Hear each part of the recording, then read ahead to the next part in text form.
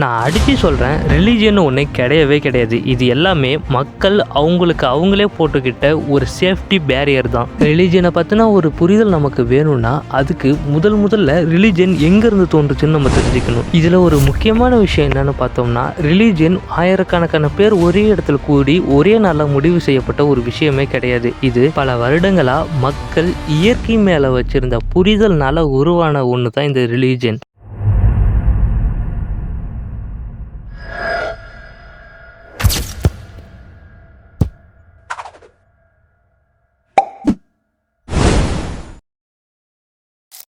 இதை பற்றி நம்ம டீப்பாக தெரிஞ்சுக்கணுன்னா மனிதர்களோட ஆரம்ப காலத்துக்கு நம்ம ட்ராவல் பண்ணணும். ஆரம்ப காலத்தில் வாழ்ந்த மனிதர்கள் யானை, காண்டாமிருகம் மாதிரியான பெரிய பெரிய விலங்குகளெல்லாம் பார்த்து பயந்துக்கிட்டு இருந்திருக்காங்க. அதே சமயத்திலேயே வானத்திலேயே நடக்கிற இடி மின்னல்கள் மாதிரியான விஷயங்களையும் பார்த்து இவங்க பயந்துருக்காங்க. காலங்கள் போக போக அவங்களுடைய புரிதலுக்கு இடி மின்னல்கள் எப்படி தெரிய ஆரம்பிச்சதுன்னா, மிருகங்களை விட சக்தி வாய்ந்த ஒரு உயிரினம் மேலே இருக்குதுன்னு நம்ப ஆரம்பிச்சிட்டாங்க. இதில் இவங்களோட புரிதலோட விளைவா இடி மின்னல் கடவுளா வணங்க ஆரம்பிச்சிட்டாங்க.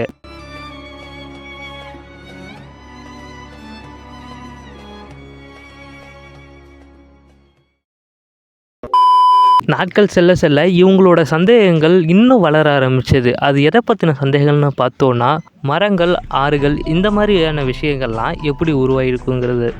வழக்கம் போல் அவங்களுக்கு இந்த கேள்விக்கும் பதில் இல்லைங்கிறது நட்டி மரங்கள், அருவிகள் எல்லாம் ஏதோ ஒரு ஆன்மா தான் உருவாக்குனுச்சுன்னு நினச்சிக்கிட்டாங்க. இந்த கேள்விகள் எல்லாம் அவங்களுக்குள்ள இன்னும் ஏழ சூரியன், நிலா போன்ற வெளிச்சம் தரும் விஷயத்தெல்லாம் அவங்க தெய்வமாக பார்க்க ஆரம்பிச்சிட்டாங்க. ஆனால் இந்த முறை அவங்க கிட்ட ஓரளவுக்கு தெளிவான ஒரு பதில் இருந்தது. சூரியனோட ஒளியும் நிலாவோட ஒளியும் இருளை விலக்கி வெளிச்சத்தை கொடுக்குது. இதனால அவங்க பயப்படாம இருந்திருக்காங்க. ஸோ பயத்தை போக்குறதுனால இதை தெய்வமா வணங்க ஆரம்பிச்சாங்க. இதுக்கப்புறமும் கூட என்னோட ரிசர்ச்சில் இன்னும் ஒரு இன்ட்ரெஸ்டிங்கான விஷயத்தையும் கண்டுபிடிச்சிருக்கேன். அந்த காலத்துல வாழ்ந்த மனிதர்கள் கனவுல வர ஆரம்பிச்சிருக்காங்க. இதையும் தவறுதலா புரிஞ்சுக்கிட்ட அவங்க இறந்ததுக்கு அப்புறம் மறுஜென்மம் இருக்கணும், அவங்க கிட்ட நம்ம பேசலான்னு ஒரு முடிவுக்கு வராங்க. இதுல இன்ட்ரெஸ்டிங்கான ஒரு விஷயம் என்னன்னு பார்த்தோம்னா, அவங்க கிட்ட பேசணும்னா ஒரு சில மக்களாட்டி தான் முடியும். சொன்னா புரிஞ்சுக்கங்கனே, நான் நார்மல் பீப்பிள் கிடையாது.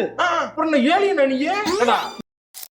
ஒரு சில மக்கள் மட்டும் எப்படி பார்த்தாங்க அப்படின்னு பார்த்தோன்னா, இறந்து போனவங்க கிட்ட பேசணும்னா அவங்களுக்கு பிடிச்ச பொருளெல்லாம் வாங்கி வச்சுக்கிட்டு முன்ன சொன்ன மாதிரி அந்த ஒரு சிலர் மட்டும் ஒரு மூலிகையை சாப்பிடுவாங்க. அதுக்கப்புறம் இறந்து போனவங்க கிட்ட பேசுவாங்க. என்ன கணேசா?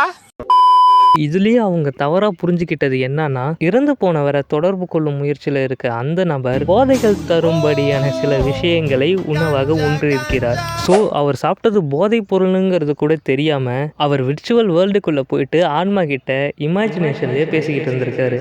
இந்த கூத்தெல்லாம் ஒரு பக்கம் போயிட்டு இருக்க, மக்கள் பொதுநலமாக இருக்கிற சில மனிதர்களையும் கடவுளாக பார்க்க ஆரம்பிச்சிருக்காங்க. ஸோ இப்படி தான் கொஞ்சம் கொஞ்சமாக லேர்ன் பண்ணி இவங்களுக்குன்னு ஒரு ஒழுங்கமைப்பு, நிதி நிலைப்பாடு மாதிரியான விஷயங்கள்லாம் தோன்றுனுச்சு. ஸோ இப்போ உங்களுக்கு மதங்களை பற்றின ஓரளவுக்கு புரிதல் இருக்குன்னு நான் நம்புகிறேன்.